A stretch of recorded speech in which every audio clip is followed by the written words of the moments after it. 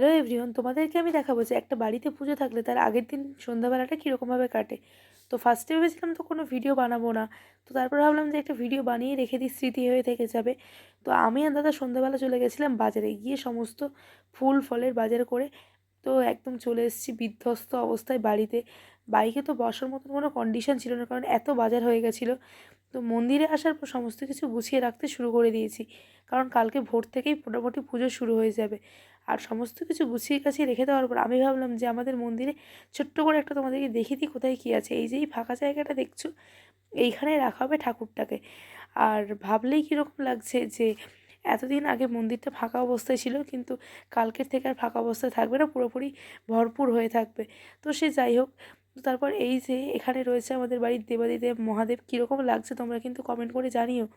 আর মাঝখানে রাখা হয়েছে এই ঝাড়বাতিটাকে, বেশ সুন্দর না দেখতে।